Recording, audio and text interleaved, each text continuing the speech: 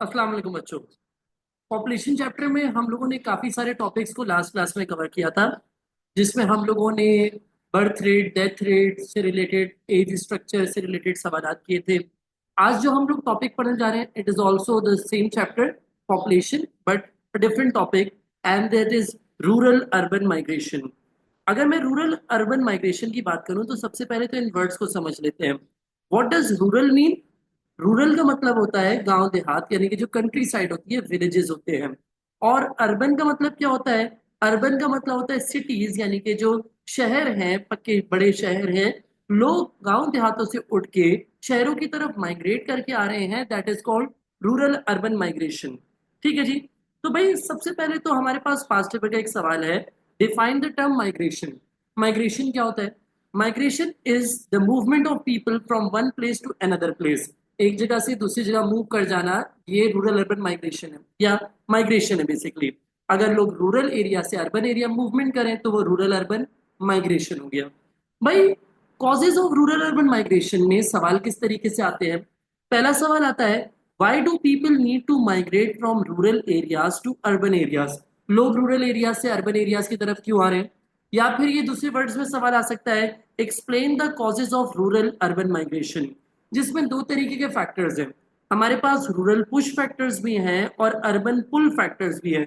Rural push factors मतलब वो negative factors जो लोगों को फोर्स कर रहे हैं यहां से जाने के लिए। समझ नहीं बात? फोर्स टू लीव पीपल, समझ नहीं बात? अच्छा जी, force people to leave the area, ये रूरल पुश फैक्टर हो गए।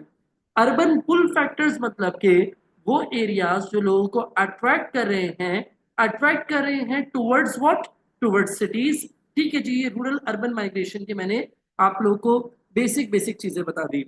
देखो भाई, कभी कभार सवाल ऐसा आता है जिसमें causes of rural urban migration पूछ रहा होता है, यानी कि उसमें आप रूरल पुश भी बता सकते हैं, अर्बन पुल भी बता सकते हैं, आपकी मर्जी है। लेकिन हर बार सवाल ऐसा नहीं आता। कभी कभार सवाल इस तरीके से आ जाता है कि वो आपसे सिर्फ अर्बन पुल या फिर रूरल पुश फैक्टर्स पूछ रहा होता है। देखो भाई, कभी कभार सवाल ऐसा आ जाता है जैसे कि for example, why people are force to move away from the rural areas. तो इसमें आप अर्बन पुल फैक्टर्स नहीं लिख सकते। या फिर वो कहता है, why some of the people are attracted toward cities, या what factors causes people to migrate toward cities. अब यहां पर आपने अर्बन पुल फैक्टर्स बताने हैं, रूरल पुश फैक्टर्स नहीं बताने। ठीक है जी। एक तो ये चीज बच्चे गलत कर देते हैं पेपर के अंदर के, रूरल पुश पूछे होते हैं, अर्बन पुल लिख देते हैं, अर्बन पुल पूछे होते हैं, रूरल पुश लिख देते हैं। तो ये गलती आप लोगों ने नहीं करनी। एक और सवाल मैं आपको बता रहा हूँ स्पेसिमेन पेपर से, जो 2015 में आया था। 2015 में जब पैटर्न चेंज हुआ था तो स्पेसिमेन पेपर आया, उसमें सवाल था, why do you think people think that their quality of life will improve if they move to urban areas? कि उनकी क्वालिटी ऑफ लाइफ इंप्रूव क्यों हो जाएगी अगर वो सिटीज की तरफ मूव हो जाए। तो इसमें आप बताएं, अर्बन पुल लिखने हैं, रूरल पुश लिखने हैं? डेफिनेटली इसमें अर्बन पुल फैक्टर्स पूछने लिखने हैं, क्योंकि एग्जाम ने पूछ रहे quality of life will improve, यानी पॉजिटिव टोन है। तो ये पुल फैक्टर्स पूछ रहे हैं यहाँ पे। देखो भाई, कुछ फैक्टर्स तो कॉमन है, एक चीज यहाँ पर है दूसरी वहां पे नहीं है, इस तरीके से हम उनको रिवर्स करके भी लिख सकते हैं। लेकिन मैं आपको जो पर्टिकुलर फैक्टर्स पढ़ा रहा हूँ रूरल पुश या अर्बन पुल के, तो वो वाले फैक्टर्स पढ़ा रहा हूँ जो सिर्फ एक जगह अप्लाई हो, ताकि हमारे पास डिफरेंस है पॉइंट्स में। फॉर एग्जाम्पल, मैं कह रहा हूँ रूरल पुश फैक्टर्स में एग्रीकल्चरल जॉब लॉस हो रही है। पहला पॉइंट क्या है? Loss of agricultural jobs. इसका रीजन क्या है? क्योंकि जो लैंड अंडर कल्टीवेशन है वो डिग्रेड होती जा रही है, जमीन जो कल्टीवेबल जमीन है वो कम होती जा रही है। इसका एक रीजन मैंने यहाँ पे लिखा हुआ है, water logging and salinity. But we know that there are other reason as well, जैसे सॉइल इरोजन भी लैंड को खराब कर रही है, मिस यूज ऑफ लैंड, बहुत सारे तरीके के हैं। आपने कोई भी एक रीजन यहाँ पे लिख के उसको एक्सप्लेन कर देना है। ठीक है। दूसरा सवाल क्या है? Lack of health facilities and trained staff. भाई रूरल एरियाज के अंदर ट्रेन्ड स्टाफ नहीं है, क्यों? क्योंकि वहां पे लिटरेसी रेट ही बहुत लो है। नेक्स्ट फैक्टर, जमींदारी सिस्टम, कि एक लैंडलॉर्ड होगा जो कि तकरीबन बहुत बड़ा हिस्सा लैंड का ओन करके बैठा रहेगा, और दूसरों के पास इतने छोटे छोटे छोटे से हिस्से होंगे कि अगर उनके दो बच्चे हो जाए तो वो वहां पे कमा नहीं सकते। तो क्या होगा? वो फिर अपने बच्चों को फोर्सफुली कहीं शहरों की तरफ भेजेंगे कि जाओ बेटा कहीं और नौकरी ढूंढ लो, क्योंकि यहाँ तो जमीन है ही नहीं खरीदने के लिए। एक जमींदार है जो कि फॉर एग्जाम्पल 90% या 85% लैंड ओन करके बैठा हुआ है, ना वो अपने एरिया में कल्टीवेशन करता है, उसको जरूरत ही नहीं है, वो इतनी बड़ी जमीन है, वो आधी भी कल्टीवेट कर ले तो उसके लिए काफी है। तो वो अपनी जमीन भी कल्टीवेट नहीं करता कि लोगों को एम्प्लॉयमेंट मिल जाए, ना ही वो जमीन किसी और को देता है कि दूसरे उस पर काम कर पाए। इसके अलावा बेटा there are natural factors like floods that destroys the homes और farm lands that causes the forces the people to migrate from rural areas to urban areas। उसके अलावा भी आप लिख सकते हैं कि यहाँ पर गुर्बत ज्यादा है, रूरल एरियाज के अंदर गुर्बत ज्यादा है, पॉवर्टी ज्यादा है। क्यों? क्योंकि यहाँ पर ज्यादातर जो जॉब्स हैं वो प्राइमरी सेक्टर की हैं, और प्राइमरी सेक्टर जो होता है वो एक लो वैल्यू एडेड सेक्टर होता है, जिसमें पैसा बचत कम होती है, तो पेमेंट्स भी कम होती है वर्कर्स की, लिहाजा वो गरीब रह जाते हैं, तभी वो यहाँ से भागना चाहते हैं। अब बात करते हैं अर्बन पुल फैक्टर्स की।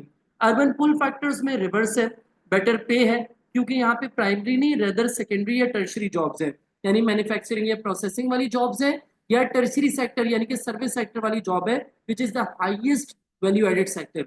उसके अलावा ज्यादा जॉब्स ही अर्बन एरियाज के अंदर है। क्यों? क्योंकि इंडस्ट्रीज ज्यादातर शहरों में लोकेट करना चाहती है, क्योंकि यहाँ पे उनको ऑलरेडी बिल्ट इंफ्रास्ट्रक्चर मिल रहा होता है, इलेक्ट्रिसिटी मिल रही होती है, वर्कर्स पढ़े लिखे मिल रहे होते हैं, तो ज्यादातर इंडस्ट्रीज अर्बन एरियाज में खुलती हैं, तो जॉब्स ही यहाँ पे होती हैं, जिसकी वजह से अर्बन एरियाज की तरफ लोग मूव करना चाह रहे होते हैं। ठीक है। उसके अलावा better lifestyle, better education, better health facilities वगैरह वगैरह, ये और फैक्टर्स हैं जो आप लिख सकते हैं। देखो अगर सवाल आ जाए why do people need to migrate from rural to urban area, जैसे कि नोट्स में लगा हुआ है कॉजेज की हेडिंग के नीचे, ठीक है, तो इस सवाल के अंदर आपने क्या पॉइंट्स को एक्सप्लेन करना है कि नहीं, ये थोड़ी सी डिफरेंट मार्क्स की क्या रही है। Factor plus explanation is equals to 1 mark, यानी कि एक्सप्लेन तो करना है लेकिन 1 मार्क मिलेगा एक पॉइंट को लिखने का। समझ नहीं बात? ये देखो मैंने आखिरी फैक्टर जो बेटर हेल्थ सर्विसेज है अर्बन पुल में, यहाँ पे मैंने लिख दिया है factor plus explanation is equals to 1 mark, यानी एक्सप्लेन तो करोगे लेकिन 1 मार्क के लिए 2 मार्क नहीं मिलेंगे, तो जितने मार्क्स हैं उतने पॉइंट्स लिखने होंगे इस सवाल के अंदर। अच्छा जी, अब बेटा हम बात करें अर्बन एरियाज की। भाई अब हम बात करें बेसिकली इफेक्ट्स की, effects of rural urban migration. अब इफेक्ट्स 3 चीजों पे पूछ लेता है एग्जाम में, एक अर्बन एरिया पे पूछता है, एक रूरल एरिया पे पूछता है, एक माइग्रेंट पे पूछता है। भाई अर्बन एरिया को क्या फर्क पड़ रहा है, रूरल एरिया को क्या फर्क पड़ रहा है, और जो माइग्रेंट है जो माइग्रेट करके आया है उसको क्या फर्क पड़ रहा है। भाई देखो भाई पहली बात मैं ये कह रहा हूँ कि अर्बन एरिया पे तो प्रेशर बढ़ रहा है, रिसोर्सेज के ऊपर प्रेशर बढ़ रहा है, ऑलरेडी ओवर पॉपुलेटेड जगह और प्रेशर बढ़ा है, तो पॉजिटिव इम्पैक्ट तो हो ही नहीं सकता, नेगेटिव ही नेगेटिव है। भाई मैंने कहा बर्डन ऑन हाउसिंग बढ़ जाता है, which leads to more slums and squatters, कच्ची आबादियां बनती हैं जिसकी वजह से बीमारियां फैलती हैं। आपको पता है ना, यहाँ कोई निकासी का निजाम, सफाई का निजाम, सर्विस सिस्टम प्रॉपर नहीं होता। तो दूसरा बेटा, हमारे पास यहाँ पे प्रेशर ऑन ट्रांसपोर्ट बढ़ रहा है, जैसे रोड्स रेलवेज के ऊपर अब ज्यादा गाड़ियां ज्यादा लोग होंगे, तो इसकी वजह से ट्रेड करने में इनएफिशिएंसी होगी। भाई टाइम पे प्रोडक्ट पहुंचेगा नहीं, माल जो है वो फैक्ट्री तक नहीं पहुंच रहा, फिनिश गुड्स मार्केट तक नहीं पहुंच पा रहे, टाइम जाया हो रहा है, इनएफिशिएंसी हो रही है। या फिर आप कह सकते हो इसकी वजह से एयर पोल्यूशन भी हो सकता है। अब वो डिपेंड करता है सवाल किस तरीके से पूछ रहा है। अगर वो पूछ रहा है effects of urban areas economy, तो आप इसको ट्रेड से रिलेट कर दो।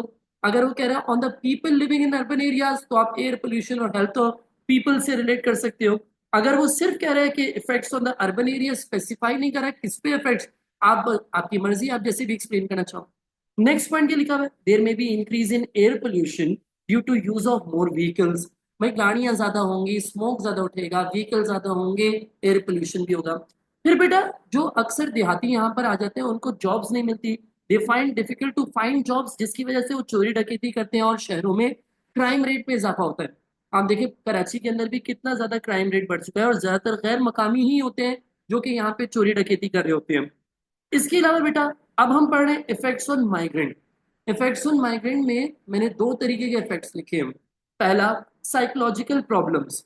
जब माइग्रेंट को यहाँ पे जॉब नहीं मिलती, सोचो जो वहां पे जमींदार था और बड़ी अयाशी की जिंदगी जी रहा था, जब यहाँ पे उसको आगे जॉब ही नहीं मिल रही, धक्के खाने पड़े, तो वो बेचारा साइकोलॉजिकली प्रॉब्लम्स का शिकार हो जाएगा। दूसरा, सोशोलॉजिकल प्रॉब्लम्स है, because of the differences in the culture of living. भाई जो वहां पे लोग हैं वो 4 बजे उठ जाते हैं और 8 बजे सोने चले जाते हैं हमेशा पड़ गए, लेकिन शहरों के अंदर एक टोटली डिफरेंट कल्चर है।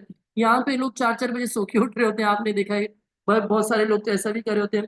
तो वो सोसाइटी के अंदर एडजस्ट नहीं कर पाते, यहाँ पे ड्रेसिंग, यहाँ पे बातचीत, यहाँ पे उठने बैठने का स्टाइल, सब कुछ मुख्तलिफ है। तो सोसाइटी में जो एडजस्ट नहीं कर पाते, इसकी वजह से साइकोलॉजिकल सोशोलॉजिकल प्रॉब्लम्स वो फेस कर रहे होते हैं। आप अनएम्प्लॉयमेंट को एक सेपरेट फैक्टर भी बना के लिख सकते हैं, सेपरेट इफेक्ट भी लिख सकते हैं। अब बात करें बेटा हम effects on the urban areas की। अर्बन एरियाज पे क्या इफेक्ट्स हैं? देखो, sorry, rural areas, effects on the rural areas. Rural areas पे क्या इफेक्ट्स हैं? भाई पॉजिटिव भी होंगे, नेगेटिव भी होंगे। पॉजिटिव इन द सेंस कि कुछ लोग जा रहे हैं ना, तो बर्डन कम हो रहा होगा। पूरे पाकिस्तान में ओवर पॉपुलेशन ही है, अगर कहीं से भी कुछ लोग चले जाए तो कुछ ना कुछ पॉजिटिव पॉजिटिव इम्पैक्ट आता ही है। जैसे कि यहाँ पे pressure on infrastructure such as housing या सर्विसेज कम हो जाएगा। ठीक है जी। अनएम्प्लॉयमेंट कम हो जाएगी जब बर्डन ऑन जॉब्स कम हो जाएगा। फिर हो सकता है जो माइग्रेंट वहां पे कुछ नहीं कर रहा था, नकारा बैठा हुआ था, वो जब शहर में जाए तो 10-15 हज़ार रुपए कमा के घर पैसा भेज दे। और भेजे हुए पैसे को हम कहते हैं रेमिटेंस। चाहे एक मुल्क से दूसरे मुल्क भेजा जाए, चाहे एक जगह से दूसरी जगह भेजा जाए, जो पैसा कमा के कोई अपने घर पे भेज रहा है उसको रेमिटेंस कहते हैं। रेमिटेंस भेजना शुरू हो जाए, वो नकारा इंसान कुछ पैसा भेज दे तो फायदा हो जाए जो लोग, उसकी फैमिलीज रूरल एरियाज के अंदर रह रही है। लेकिन कुछ नेगेटिव इम्पैक्ट्स भी हैं। नेगेटिव इम्पैक्ट्स क्या है? It leads to unbalanced population structure. क्यों भाई? पॉपुलेशन स्ट्रक्चर या एज स्ट्रक्चर क्या होता है? मेल वर्सेस फीमेल भी कह सकते हैं आप, young versus old versus aged aged people versus active population. यानी कि जो पॉपुलेशन में कंपैरिजन होते हैं ना, इसको हम एज स्ट्रक्चर या पॉपुलेशन स्ट्रक्चर कहते हैं। कह रहे ज्यादातर मर्द छोड़ के चले जाते हैं। मर्द छोड़ के चले जाते हैं तो औरतें रह जाती हैं, खवातीन रह जाती हैं। जो कि एक चीज को अफेक्ट करता है जिसको मैं कहता हूँ सेक्स रेशो, जिसको दूसरी वर्डिंग में जेंडर रेशो भी कहा जाता है। मैंने जो डेफिनेशंस वाली क्लास ली थी कल, उसमें मैंने आपको बताया था कि भाई जेंडर रेशो क्या होता है या सेक्स रेशो क्या होता है। मेल अपॉन फीमेल क्या होता है? Male upon female multiply by 100 भी कर लो, लेकिन हमारा कंसर्न कैलकुलेशन का नहीं है, हमारा कंसर्न जो है वो किसका है? हमारा कंसर्न है रेशो का।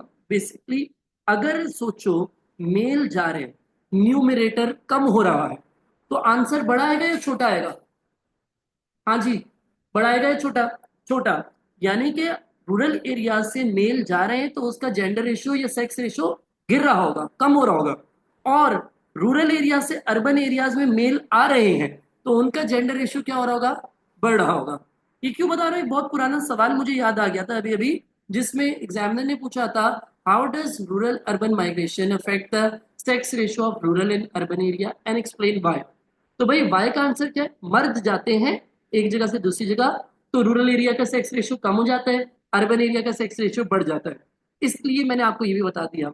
इसके अलावा बेटा ज्यादा स्किल लेबर चले जाते हैं यहाँ से, जैसे फार्मर्स वगैरह यहाँ पे कम हो जाएंगे, तो यहाँ पे जो फैसिलिटीज है वो प्रोवाइड करना थोड़ा सा मुश्किल हो जाएगा। फिर बेटा there will be feeling of isolation.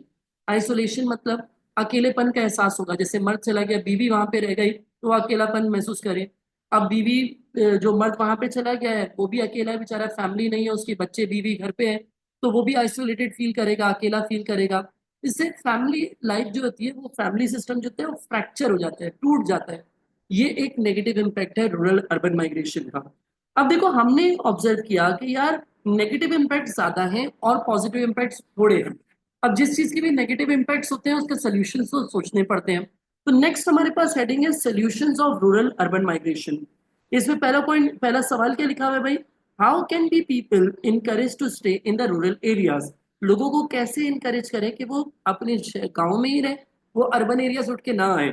पहली बात, देखो जो भी कॉजेज होंगे ना, जिस चीज के आपको कॉजेज पता है उसके सोल्यूशंस बनाना बड़ा आसान है। कॉजेज को रिवर्स करो, सोल्यूशन बन जाएगा। भाई हमने एक कॉज पढ़ा था कि यार अनफेयर डिस्ट्रीब्यूशन ऑफ लैंड है due to zamindari system. Zamindari system में क्या होता है? अनफेयर डिस्ट्रीब्यूशन ऑफ लैंड है। तो उसके खिलाफ हमें याद है अयूब खान ने और जुल्फिकार अली भुट्टो ने क्या किया था? लैंड रिफॉर्म्स पास किए थे, जिसमें इन्होंने मैक्सिमम और मिनिमम लैंड होल्डिंग्स का साइज स्पेसिफाई कर दिया था। जैसे कि अयूब खान ने कहा था no land could be larger than 500 acres irrigated and 1000 acres unirrigated. जबकि जब भुट्टो आया था तो भुट्टो ने इस लिमिट को क्या कर दिया था? हाफ कर दिया था। भुट्टो ने कहा नहीं, कोई इरिगेटेड यानी कि नहरी जमीन 250 एकड़ से ऊपर नहीं हो सकती और कोई अनइरिगेटेड जमीन 500 एकड़ से ऊपर नहीं हो सकती। इस तरीके से इन्होंने क्या किया था? मैक्सिमम और मिनिमम लिमिट सेट कर दी थी लैंड होल्डिंग की, ताकि किसी के पास भी इतनी एक्स्ट्रा जमीन ना हो कि वो उस पर कोई काम ही नहीं करवा रहा, ना उस पर आउटपुट जनरेट हो पा रहा है, ना उससे एम्प्लॉयमेंट जनरेट हो पा रही है।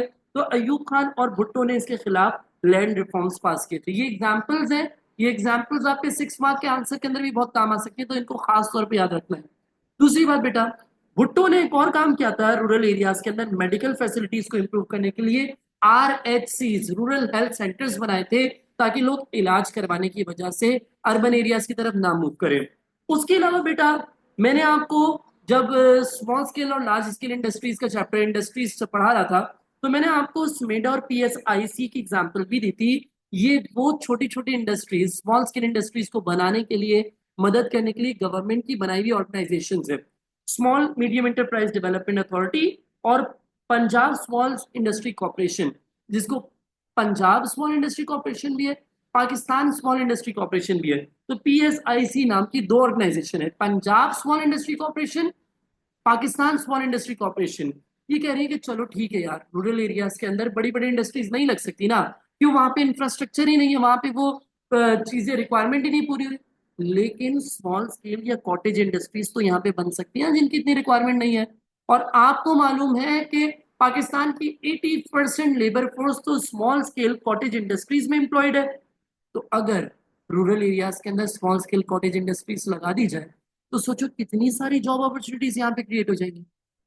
ये एक बड़ी बात है जो कि गवर्नमेंट कर सकती है रूरल एरियाज में लोगों को रोकने के लिए। इसके अलावा बेनजीर ने अपने टाइम पे रूरल इलेक्ट्रिफिकेशन प्रोग्राम स्टार्ट करवाया था, ताकि लोग यहाँ पे AC लगाएं, घरों में TV चले, और जो फैसिलिटीज हैं, जितने भी अप्लायंसेस हैं, इलेक्ट्रिकल अप्लायंसेस है, वो इस्तेमाल करें, ताकि उनका लिविंग स्टैंडर्ड यहाँ पे रेज हो। ठीक है जी। तो these are some of the solutions how people can be encourage to stay in the rural areas. तो ये हम लोगों ने जो टॉपिक पढ़ लिया है, that is the topic of rural urban migration, जिसमें हमने कॉजेस पढ़े, इफेक्ट्स पढ़े और उसके सॉल्यूशंस भी पढ़ लिए। Now we are moving on to the next topic, that is the net migration. Net migration क्या होता है, इसकी मैंने आपको फॉर्मूला पहले भी बताया था। इट इज I से इमिग्रेशन माइनस E से एमिग्रेशन। भाई ये क्या है, एमिग्रेशन, इमिग्रेशन, ये क्या है, स्पेलिंग का फर्क है इनमें, लेकिन सिर्फ स्पेलिंग का फर्क नहीं है, कॉन्सेप्ट्स का भी फर्क है। आई से इमिग्रेशन यानी आई से इंटरनल, इंटरनल मतलब कंट्री के अंदर जो लोग आ रहे हैं। इमिग्रेशन, आई से immigration is the movement of people into the country, country के अंदर लोग मूव कर रहे हैं, इंटरनल माइग्रेशन हो रही है, इसे आई से इमिग्रेशन कहेंगे। समझो कि 100 लोग पाकिस्तान के अंदर आ गए, तो ये 100 लोगों ने इमिग्रेशन। अब ई से क्या है, ई से एमिग्रेशन है। ई से एमिग्रेशन, ई से एक्सटर्नल, एक्सटर्नल मतलब बाहर की तरफ, बाहर की जाने, यानी कि जो लोग कंट्री से बाहर जा रहे हैं वो एमिग्रेट कर रहे हैं। लेट सपोज 50 लोग कंट्री से चले गए। अब मुझे बताओ कि 100 लोग कंट्री के अंदर आए और 50 लोग कंट्री से चले गए, तो हमारी कंट्री की आबादी बढ़ी या कम हुई? सर बढ़ी, क्यों, 100 लोग आए थे ना, और 50 लोग सिर्फ गए, तो यानी कि 50 अपनी कंट्री में इजाफा हो गया। This is why it is one of the causes of overpopulation as well. Increase in net migration is also one of the causes of overpopulation. Overpopulation ये causes मैंने अपनी दूसरी वीडियो में रिकॉर्ड करवाए थे, जिसमें मैंने एक कॉज बताया increase in the birth rate, दूसरा था decrease in the death rate, और तीसरा था increase in the net migration. Net migration मतलब आ रहे हैं ज्यादा, जा रहे हैं कम है, तो आबादी बढ़े जा रही है। अब देखो भाई, हम पढ़ रहे हैं कॉजेस ऑफ एमिग्रेशन। एमिग्रेशन के क्या कॉजेस हैं भाई? ठीक है जी। देखो, एमिग्रेशन का एक कॉज क्या है कि पाकिस्तान में पॉलिटिकल अनसर्टेनिटी है, कुछ पता ही नहीं होता कब क्या होगा, कब क्या नहीं होगा। कंट्री के अंदर टेररिज्म बढ़ रहा है, कंट्री के अंदर इकोनॉमिक क्राइसिस आ रहे हैं। कल जो चीज 200 रुपए की मिल रही है, आज 1000 रुपए की मिल रही है। लोगों को कोई अपनी इकोनॉमी स्टेबल ही नहीं नजर आ रही, इन्फ्लेशन राइज हो रहा है, जिसकी वजह से लोग यहाँ से भागना चाह रहे हैं। जैसे पॉलिटिकल सिचुएशन खराब होती जा रही है, वैसे ही इकोनॉमिक क्राइसिस बढ़ता जा रहा है, लोग यहाँ से भागना चाहते हैं, मुल्क से भागना चाहते हैं। ऑन दी अदर हैंड, जैसे कनाडा जैसे गवर्नमेंट्स हैं, वो पाकिस्तानियों को अट्रैक्ट कर रहे हैं, क्योंकि उनकी कंट्री में वर्कर्स की शॉर्टेज है। They are under populated, under populated मतलब जब रिसोर्सेज ज्यादा हो और आबादी कम हो, तो आपके पास वर्कर्स की शॉर्टेज होती है, आप वर्कर्स को अट्रैक्ट करते हो, उनको हायर वेजेस सैलरीज ऑफर करते हो, ताकि वह आपके मुल्क में आके आपके जीडीपी में इंक्रीज करके दे। फिर पाकिस्तान में आपको पता है next point, corruption, delayed justice, favouritism, high crime rate. तो जो यंग वर्कर्स है ना, जो यंग और टैलेंटेड वर्कर्स हैं, उनको उनका हक नहीं मिल पाता, तभी वो कहते हैं कि इससे बेहतर तो यहाँ से बाहर मुल्क बंदा भाग जाए। उसके अलावा पाकिस्तान के अंदर जो यंग और एम्बिशियस लोग हैं वो बहुत सारे अनएम्प्लॉयड बैठे हुए हैं। Why? Because of over burden on jobs. भाई जॉब्स पे एक तो बर्डन बहुत ज्यादा है, जिसकी वजह से बहुत सारे टैलेंटेड लोगों को जॉब्स ही नहीं मिल रही। दूसरा मसला ये है कि करप्शन भी है। आपको पता है एलिजिबल लोग, जो काबिल लोग हैं, उनको जॉब्स नहीं मिल रही। जो बिल्कुल जाहिल वाहिल है वो पर्ची बेस सोर्स लगा के बड़ी बड़ी जॉब्स पे हासिल करके बैठे हुए, जिसकी वजह से जो यंग और एम्बिशियस लोग हैं वो मुल्क के अंदर कॉन्फिडेंस लूज कर चुके हैं, वो यहाँ से बाहर भागना चाहते हैं। उसके अलावा अगर कोई एग्जाम्पल देने पड़ जाए हमें 6 मार्क के क्वेश्चन के लिहाज से, तो यहाँ पे मैंने कॉमनवेल्थ इमिग्रेशन एक्ट की एग्जाम्पल दी हुई है। असल में हुआ ये था कि 1960s के अंदर जब तरबेला और मंगला डैम बने, खासतौर पे मंगला डैम जब बने, तो thousands of Pakistanis were displaced, they lost their homes. और इनके घरों को तोड़ के गवर्नमेंट ने इनको कुछ पैसा पकड़ा दिया कि भाई कहीं और सेटल हो जाना। उसी टाइम पे बेटा यूके ने एक एक्ट अनाउंस किया जिसका नाम था कॉमनवेल्थ इमिग्रेशन एक्ट, जिसने एक वाउचर स्कीम निकाला कि जो भी पाकिस्तानी इस बाहर मुल्क में रह रहे हैं ना, वो अपने फ्रेंड्स और रिलेटिव्स को उस वाउचर की मदद से बआसानी इधर बुला सकते हैं। असल में इसका अगर हिस्टोरिकल बैकग्राउंड में आपको बताऊं तो 1939 से 1945 तक दुनिया में एक बड़ा इंपॉर्टेंट इवेंट, बोलो भाई क्या हुआ? 1939 से 1945 तक वर्ल्ड वॉर 2, वर्ल्ड वॉर 2 हुई। ठीक है जी। वर्ल्ड वॉर 2 में यूके की अच्छी खासी आबादी मारी गई थी, यूके को वर्कर की शॉर्टेज फील हो रही थी इवन टिल 1960s। तो यूके ने कहा कि इस टाइम पे हम लोग एशियन वर्कर्स को बुलाते हैं because they are young and talented and hard workers. तभी यूके ने एक स्कीम निकाली कॉमनवेल्थ इमिग्रेशन एक्ट नाम की 1962 में, और इसके तहत बहुत सारे पाकिस्तानी यहाँ से माइग्रेट करके चले गए। तो इसके मैंने हिस्ट्री भी बता दी, इतनी डिटेल में लिखने की जरूरत नहीं है, बस आप एग्जाम्पल के तौर पे इसको यूज कर सकते हो। चाहो तो मैक्सिमम मंगला डैम वाले केस से रिलेट कर दो, बट वो भी एक अलग सेपरेट पॉइंट कंसीडर हो जाएगा, जो लास्ट पॉइंट मैंने बनाया है। अब हम जान रहे हैं इफेक्ट्स ऑफ एमिग्रेशन। लोग एमिग्रेट कर रहे हैं तो इससे क्या फायदे और नुकसान हो रहे हैं। देखो, मैंने जो सवाल लगाया हुआ है ये पुराना सवाल है, 6 मार्क का। पहले इस तरीके से आया करता था, explain the advantages and disadvantages of international emigration for the people of Pakistan. ठीक है जी, पीपल ऑफ पाकिस्तान पे इफेक्ट सोच लिए। आप क्या कर सकते हैं, एग्जामिनर इसको 4 मार्क में अलग अलग कर दे, एडवांटेजेस अलग कर दे और डिसएडवांटेजेस अलग कर दे। ठीक है जी। तो भाई क्या एडवांटेजेस हैं? भाई अगर कोई बंदा यहाँ से, अच्छा देखो यहाँ पे एक बहुत कॉमन इंपॉर्टेंट बात बता रहा हूँ। इसने पूछा advantage and disadvantage of emigration for the people of Pakistan. अब जो बंदा यहाँ से माइग्रेट करके गया है वो भी पाकिस्तान का हिस्सा है, वो भी पाकिस्तानी है, और जो यहाँ पे रह गए हैं वो भी पाकिस्तानी है। तो आप दोनों पे इम्पैक्ट्स बता सकते हो, ऐसा नहीं कि आप सिर्फ पाकिस्तान के अंदर जो रह गए उन पे इम्पैक्ट्स बताओ, आप जो बाहर चला गया माइग्रेट करके उसके भी इम्पैक्ट्स बताओ। ठीक है जी। भाई वो कह रहा है कि उसको हायर इनकम्स मिल जाएंगी, उसका लिविंग स्टैंडर्ड बढ़ जाएगा। इसके अलावा जब वो ज्यादा कमाएगा तो पाकिस्तान के जीएनपी में इजाफा होगा। भाई जीएनपी क्या होता है? It is the annual income, annual income of Pakistani. क्या? पाकिस्तान का जीएनपी बढ़ा रहा हूं ना, तो annual income of Pakistani. My dear students, जो बाहर मुल्क चला गया क्या वो पाकिस्तानी नहीं रहा? क्या वो ब्रिटिश हो गया? नहीं, अभी तक उसके पास एनआईसी पाकिस्तानी है। समझ नहीं बात, उसके पास नेशनैलिटी पाकिस्तानी है। अगर वो ज्यादा कमाएगा तो पाकिस्तानियों की कमाई बढ़ेगी। तो बेशक ये हमारे जीडीपी, ग्रॉस डोमेस्टिक प्रोडक्ट पे तो काउंट नहीं होगा, लेकिन हमारे जीएनपी में काउंट जरूर होगा। So it can increase Pakistan's GNP because the migrant में भी पाकिस्तानी नेशनल, वो जब तक पाकिस्तानी नेशनलिटी खत्म नहीं कर देता उसकी इनकम पाकिस्तान के जीएनपी में कैलकुलेट होगी। इसके अलावा बेटा होता यह है कि पाकिस्तान की जॉब्स के ऊपर प्रेशर कम हो जाएगा जब कुछ लोग यहाँ से चले जाएं, which reduces the level of unemployment in the country. ठीक है जी।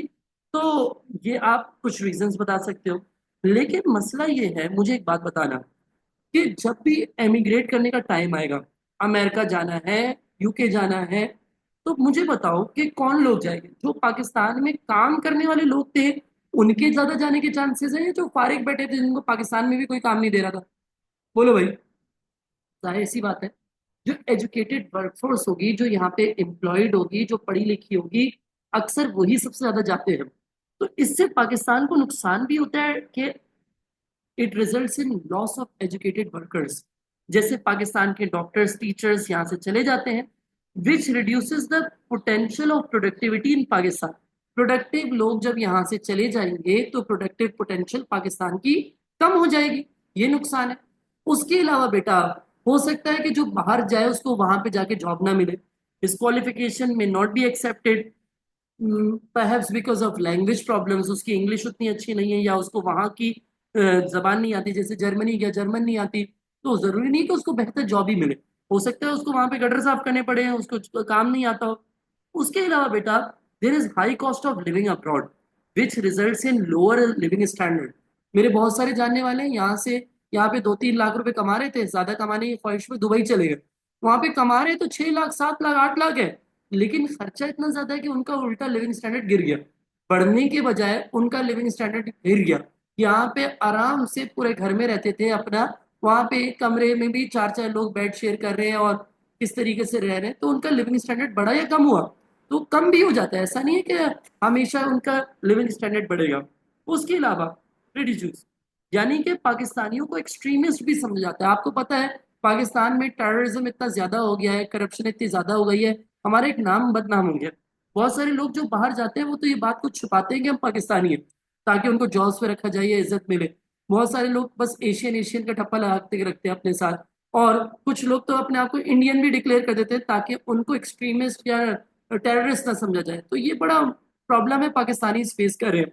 अभी आपको पता है कुछ रिसेंट टाइम्स में दुबई ने पाकिस्तानियों के आने पे पाबंदी लगा दी थी। क्यों लगा दी थी? पाकिस्तानी वहां पे जाके भी वहां पे भी वही हरकतें कर रहे हैं, भीख मांग रहे हैं, लोगों को बेवकूफ बना रहे हैं। तो पाकिस्तानियों के दुबई आने पे खासतौर पे जो अगर फॉर एग्जाम्पल कोई भी मेल सिंगल है वो जाना चाह रहा है तो उसको नहीं जाने दे रहे थे। अभी भी शायद ऐसे ही चल रहा है। क्यों कर रहे हैं? क्योंकि पाकिस्तानियों की हरकतें ही माशाल्लाह से ऐसी हैं, अपना नाम हर जगह बदनाम करके रखा हुआ है इन्होंने। तो ये बड़ा प्रॉब्लम है, चले भी जाते हैं तो अक्सर जॉब्स नहीं मिलती। अब देखो बेटा, इमिग्रेशन, नेक्स्ट हमारा टॉपिक क्या है? Effects of immigration. इमिग्रेशन के इफेक्ट्स का पता नहीं अभी तक सवाल आया कि नहीं आया, मेरी नजर से नहीं गुजरा, इस तरीके से तो नहीं आया। एक सवाल आया था जिसमें 2 स्टेटमेंट क्वेश्चन था, इमिग्रेशन और इमिग्रेशन को कंपेयर करने के लिए उसने कहा हुआ था। बहरहाल हम इस पॉइंट को पढ़ लेंगे, इस सवाल को पढ़ लेंगे तो वो वाला ऑटोमेटिकली हमसे वो डी पार्ट वाला 2 स्टेटमेंट वाला सवाल हो जाएगा। इफेक्ट्स ऑफ इमिग्रेशन, मुझे एक बात बताओ, लोग कंट्री के अंदर आ रहे हैं तो हमारी पॉपुलेशन बढ़ रही होगी या कम हो रही होगी? बढ़ रही होगी। तो जो पॉपुलेशन इंक्रीज के इफेक्ट्स हैं, पॉजिटिव्स और नेगेटिव्स, वो ही इमिग्रेशन की भी इफेक्ट्स होंगे। कि वैसे इन रियलिटी तो नेगेटिव इफेक्ट्स ही होंगे, लेकिन पॉजिटिव हमें अज्यूम करने पड़े तो हम ये बता सकते हैं कि भाई, अगर हो सकता है कि अमेरिका और ऑस्ट्रेलिया के डॉक्टर्स इंजीनियर्स हमारे मुल्क में आ जाए तो पाकिस्तान की इकोनॉमिक डेवलपमेंट बढ़ जाए। अनरियलिस्टिक है, लेकिन हम लिखने को तो कुछ भी लिख सकते हैं ना। हो सकता है कि भाई जब वहां पे स्किल्ड और प्रोफेशनल लोग यहाँ पर आ जाए तो वो पाकिस्तानियों को एजुकेट या ट्रेन कर दें और पाकिस्तान सेल्फ डिपेंडेंट हो जाए। हो सकता है कि स्किल्ड और प्रोफेशनल्स यहाँ पे बिजनेस अपने यहाँ पे आके सेटअप कर दें, जिसकी वजह से पाकिस्तान में एम्प्लॉयमेंट अपॉर्चुनिटीज बढ़ जाए। चांसेस रेयर हैं लेकिन हम लिख सकते हैं, पॉसिबल तो है ना भाई, इम्पॉसिबल काम तो नहीं है। लेकिन दरअसल होता क्या है कि सब, हर मुल्क का कचरा यहाँ पे आ जाता है समझो। सब नेगेटिव जो कि फारिग लोग हैं ना वो उठ के यहाँ पे आ जाते हैं।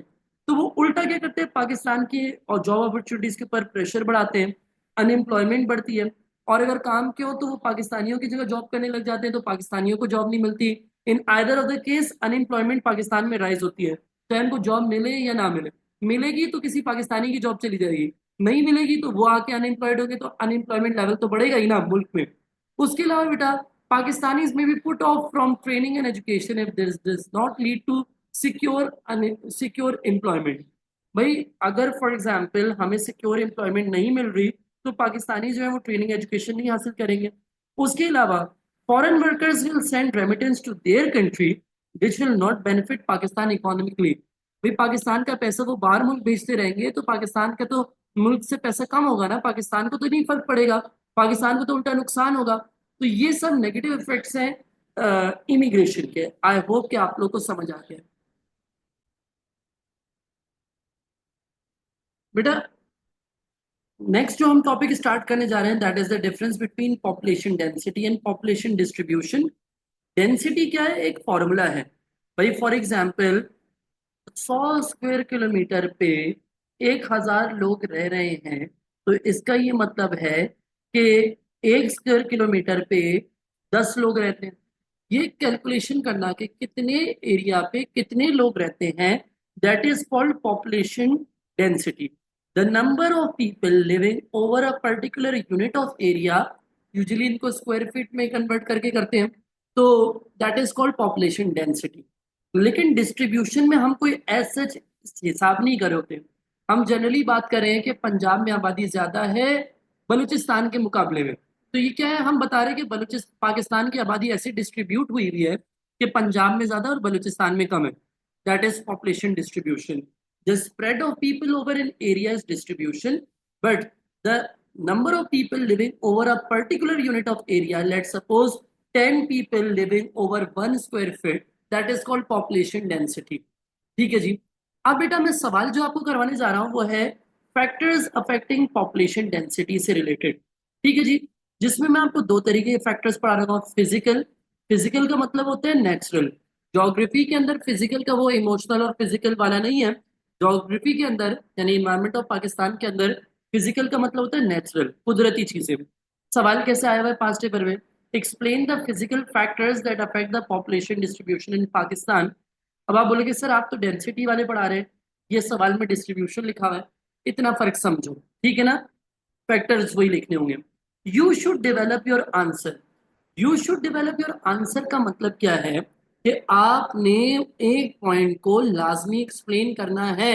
एक्सप्लेन कैसे करना है कि जो भी आप पॉइंट बता रहे हो आप साथ में उसका रीजन या रिजल्ट बताओगे। आर आर, रीजन या रिजल्ट क्या है?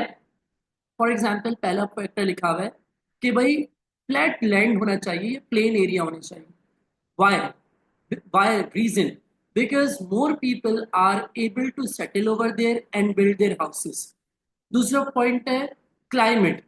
भाई नो एक्सट्रीम ऑफ टेम्परेचर और रेनफॉल। क्लाइमेट में दोनों चीजें कवर होती है, टेम्परेचर और rainfall. So more people can have easy living conditions over there, reason है ना इजी लिविंग कंडीशंस। नेक्स्ट है सॉइल फर्टिलिटी। अगर सॉइल फर्टाइल होगी, रिजल्ट क्या है? People will be able to have crops over there to feed the population, ये result है। इस तरीके से आपने रीजन बताना होता है या रिजल्ट बताना होता है। जहां पर भी आपने देख लिया कि यहाँ पे लिखा हुआ है you should develop your answer, ये 4 मार्क के क्वेश्चंस के अंदर भी होता है और 6 मार्क के अंदर तो एक्सप्लेन करना ही करना है यही पैटर्न पे। अब नेक्स्ट सवाल मैं आपको करवा रहा हूँ ह्यूमन फैक्टर से related. Explain the human factors that affect the population distribution of Pakistan. You should develop your answer. Human factors का मतलब क्या है? इंसानी बनाई हुई चीजें। मैन मेड फैक्टर, ह्यूमन मतलब इंसान की बनाई हुई चीजें। फिजिकल मतलब, फिजिकल का मतलब क्या है? Natural factors. तो भाई देखो इंडस्ट्री किसने बनाई? इंसान ने बनाई। जिसकी वजह से कहीं पे जॉब है, जैसे कि शहरों में ज्यादा जॉब्स हैं तो लोग ज्यादा यहाँ पे आ रहे हैं। That is a human factor. बिजली है कि नहीं है? हाउसिंग फैसिलिटी कैसे बनी हुई, ट्रांसपोर्ट सिस्टम कैसा है, ये सब क्या हो गए? ह्यूमन फैक्टर्स हो गए। एक्सप्लेन उसी तरीके से करने हैं आप लोगों ने। नेक्स्ट, हम नेक्स्ट टॉपिक पे मूव कर रहे हैं। अनएम्प्लॉयमेंट। अनएम्प्लॉयमेंट बेटा ये अक्सर पॉपुलेशन से रिलेट करके भी पूछता है और इंडस्ट्रीज और ट्रेड से भी मिलते जुलते पार्ट्स में, कुछ पार्ट्स में अनएम्प्लॉयमेंट का पूछ लेता है, कुछ पार्ट्स में इंडस्ट्रीज का पूछ लेता है। क्योंकि एम्प्लॉयमेंट कहाँ मिलती है? तो लार्ज स्केल या स्मॉल स्केल इंडस्ट्रीज में एम्प्लॉयमेंट मिलती है। यहाँ पर डेफिनेशन से स्टार्ट करते हैं हम। देखो बेटा, फॉर एग्जाम्पल भाई मेरे एक स्टूडेंट है, वो उसके पास बहुत पैसा है, अब्बा के पास बहुत पैसा है, वो काम करना ही नहीं चाहता। समझ नहीं बात? तो हम उसको अनएम्प्लॉयड नहीं कह सकते because he is not willing to work. For person to be called employed, sorry unemployed, he must be willing and able to work. काम करना चाहता है, काम कर सकता है, लेकिन फिर भी उसको काम मिल नहीं रहा, तो he will be called unemployed. तो नहीं बात, जो काम करना नहीं चाहता या काम कर ही नहीं सकता उसको हम अनएम्प्लॉयड में काउंट नहीं करते। लेट्स सपोज कोई मेंटली डिसेबल्ड इंसान है तो हम उसको अनएम्प्लॉयड काउंट नहीं करते। अब बात है अंडर एम्प्लॉयड। अंडर एम्प्लॉयड मतलब कम काम कर रहे हैं। कम किससे काम कर रहे हैं? भाई अपनी फुल पोटेंशियल से काम कम कर रहे हैं, या जितना वो काम कर सकता है और करना चाहता है उसके मुकाबले में कम काम कर रहा है, जो उसके फुल स्किल्स को यूटिलाइज नहीं कर रहा। थर्ड डेफिनेशन है डिस्गाइज्ड अनएम्प्लॉयमेंट। अनएम्प्लॉयमेंट तो है लेकिन डिस्गाइज्ड है, छुपी हुई है। जैसे कि एक फार्म है, उस पे 4 बंदों के रियाज से आउटपुट जनरेट होता है। मैंने 6 बंदे लगाए हैं, तो 2 बिला वजह के लगे हुए हैं, उनकी इनकम जनरेट नहीं हो रही, तो मैंने 4 की जगह 6 यानी कि ग्रेटर नंबर ऑफ वर्कर्स लगाए हैं देन द एक्चुअल रिक्वायरमेंट। तो ये बाजाहिर तो 6 के 6 एम्प्लॉयड नजर आ रहे हैं, इनकम सिर्फ 4 के हिसाब से आ रही है, तो that is called disguised unemployment. Disguised unemployment एक और तरीके से होती है, जैसे कि भाई मैंने पूरा महीना गया, मेरे अब्बा का ऑफिस था, मैंने वहां पे काम किया, मैंने सबको बताया मैं जॉब पे हूँ, मैं तो अब काम करने वाला बंदा हो गया, मैं बेकार नहीं हूँ, नकारा नहीं हूँ, तो तुम मेरे दोस्तों की तरह मैं काम मत। अब जब महीने का एंड आया, अब्बा से मैंने कहा अब्बा सैलरी, अब्बा ने कहा बेटा घर पे रोटी मिलती है ना, बस वही तुम्हारी सैलरी है। अनपेड फैमिली वर्कर, बजाहिर तो एम्प्लॉयड है लेकिन क्या उसकी इनकम जनरेट हो रही है? नहीं हो रही। सब नहीं बात, तो ये भी एक डिस्गाइज्ड अनएम्प्लॉयमेंट की एक फॉर्म है। देखो, अनएम्प्लॉयमेंट रूरल एरियाज के अंदर भी है और अर्बन एरियाज के अंदर भी है। सब नहीं बात, तो रूरल अर्बन एरियाज के अलग अलग कॉजेज पढ़ा रहा हूँ। भाई रूरल एरिया में अनएम्प्लॉयमेंट क्यों राइज हो रही है? Mechanisation at farms has reduce the need of labour. दूसरा, मैंने आपको बताया जमींदारी सिस्टम, एक लैंडलॉर्ड है, उसने इतनी बड़ी बड़ी लैंड ओन की भी है कि दूसरे के पास जमीन ही नहीं है कि वो अपने बच्चों को वहां पे काम दे। अनएम्प्लॉयड बैठे हुए बच्चे, जबकि वो जमींदार इतनी बड़ी लैंड ओन कर लेता है कि वो पूरी कल्टीवेट ही नहीं करता, उसको जरूरत ही नहीं है, तो वहां पे भी इंप्लॉयमेंट जनरेट नहीं हो पा रही। उसके अलावा लैंड डिग्रेडेशन, थर्ड पॉइंट क्या लिखा हुआ है? Land degradation. भाई मिस यूज ऑफ लैंड, जैसे वाटर लॉगिंग, सैलिनिटी या फिर सॉइल इरोजन की वजह से लैंड अंडर कल्टीवेशन कम होती जा रही है, तो फार्मिंग एक्टिविटी कम हो रही है, फार्मर्स अनएम्प्लॉयड हो रहे हैं। अब अर्बन एरियाज की बात कर लेते हैं। ऑफिसेज में भी मशीन्स ने लेबर्स की नीड को रिड्यूस कर दिया है। उसके अलावा रूरल अर्बन माइग्रेशन ने भी अर्बन एरिया में अनएम्प्लॉयमेंट बढ़ा दी, क्योंकि माइग्रेंट को जॉब नहीं मिलती। उसके अलावा जनरली आबादी इतनी बढ़ रही है, 1.6% से आबादी बढ़ रही है हर साल, जिसकी वजह से प्रेशर ऑन जॉब्स बहुत ज्यादा बढ़ गया है। समझ नहीं बात? यहाँ पे एक सवाल आया हुआ है, suggest 2 reasons why unemployment is difficult to measure in cities like Pakistan. तो एक रीजन तो यही होगा डिस्गाइज अनएम्प्लॉयमेंट। भाई वर्कर सारे काम करे, इनकम सबकी नहीं आ रही, तो बाजाहिर तो उसको एम्प्लॉयड काउंट करूंगा लेकिन वह है अनएम्प्लॉयड। उसके अलावा इनफॉर्मल सेक्टर में बहुत सारे लोग काम करें, लार्ज इनफॉर्मल सेक्टर, जैसे एक बंदा है बाजाहिर तो वो अनएम्प्लॉयड है क्योंकि वो कहीं जॉब नहीं कर रहा, वो ट्यूशन से 1 लाख रुपए कमा रहा है, 2 लाख रुपए कमा रहा है, तो कहीं वो टैक्स पे कर रहा है या कहीं वो रजिस्टर्ड है? नहीं, तो उसको काउंट तो गवर्नमेंट तो अनएम्प्लॉयड ही काउंट करेगी, हालांकि वो बहुत पैसा कमा रहा है। तो दरअसल जो अनएम्प्लॉयमेंट का आंसर आ रहा है, जो कैलकुलेशन हो रही है, वो एग्जेजरेटेड है, जबकि वो काम काम पे लगा हुआ है। इसके अलावा सेल्फ एम्प्लॉयड बंदा भी, सेल्फ एम्प्लॉयड बंदा भी है, अपने बिजनेस में काम करता है, उसकी इनकम तो जनरेट नहीं होती है, बस प्रॉफिट है। वो भी अगर वो इनफॉर्मल सेक्टर में अनरजिस्टर्ड बिजनेस काम कर रहा है, तो वो भी पता नहीं चलेगा। इसके अलावा इनएक्यूरेट डाटा कलेक्शन भी होती है, आपको पता है सर्वेज वगैरह में खुद ही वो अनशन टिक विक मार के वो पूरा कर देते हैं, जिसकी वजह से असल जो फिगर्स हैं वो डिफर कर सकती है देन द रिकॉर्डेड फिगर्स। ठीक है जी, इस तरीके से हम लोगों ने क्या किया है, इस चैप्टर के मेजर पार्ट्स को कवर कर लिया।